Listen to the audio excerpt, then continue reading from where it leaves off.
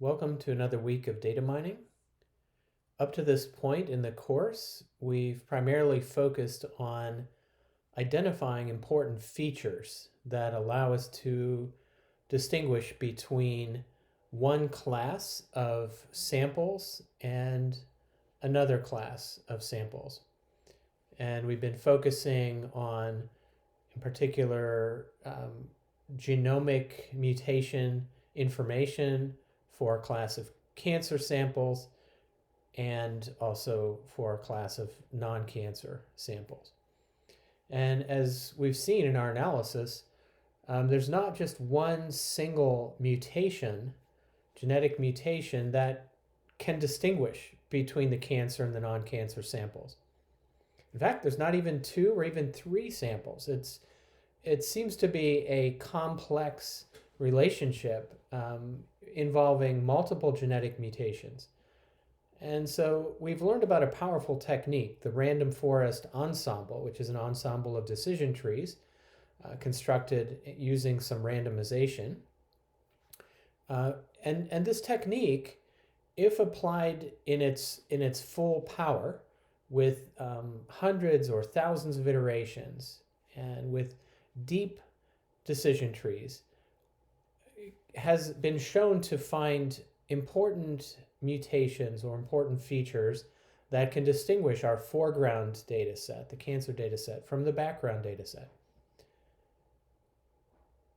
Really cool. We're finding some interesting features, some important features that I actually happen to know through the research project that I'm involved with, that some of these mutations have been previously shown to be correlated with certain kinds of cancer, and in particular the kind of cancer that we're studying with this data set. But due to the complexity of this disease and the fact that there's an array of mutations that are involved, I'd like to know another thing besides what is the set of mutations. I'd like to know, are there any relationships between these mutations? For example, if somebody has a combination of maybe 6 or 8 mutations, or maybe 3 or 4 mutations, if those occur in combination, do they occur consistently? And does the disease phenotype result in individuals? So what we're going to be mining this week is we're going to be mining what are called association rules. Rules which characterize the relationships among features, and in particular, the strong relationships among features. We're going to use a technique called the a priori algorithm, and we're going to learn about the algorithmic trick that's used to speed up the process of finding important associations. And this is an important optimization because of the computational complexity, the explosion of the number of possible combinations. When you look at 8,000 features, which we have in our data set, if you want to find all groups of half a dozen mutations that are strongly connected, that's a huge combinatorial explosion of a space that we would have to search. So the a priori algorithm takes advantage of some properties of the data to speed up the search through this space.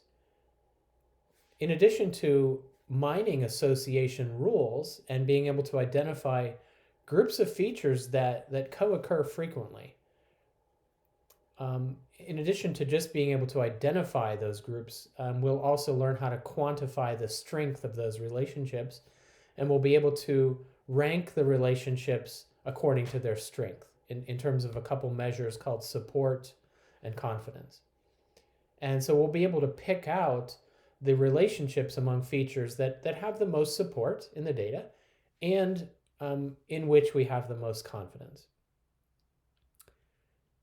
And why this is important in the cancer research is that scientists would like to know what is the complex interrelationship among mutations in the genes of a person's genome that will ultimately result in cancer. So if you get a set of mutations together, it's likely that cancer is going to occur. What are those mutations? What are the genes that are mutated? And then what are the functions of those genes and how do they work together to cause a certain type of cancer? So what we discover here in this next step of data mining will lead to really important information that the scientists can then study for years to come to try to unravel or debug this disease called cancer. So I hope this gives you a little bit of an appreciation for what we're going to do this week and its importance. And of course, this is not only relevant in cancer genomics research, but in any domain where you would want to mine data and determine important relationships among the features of whatever population it is that you're studying. I hope you enjoy this. Have a great week. Let me know what questions you have as you work through the materials.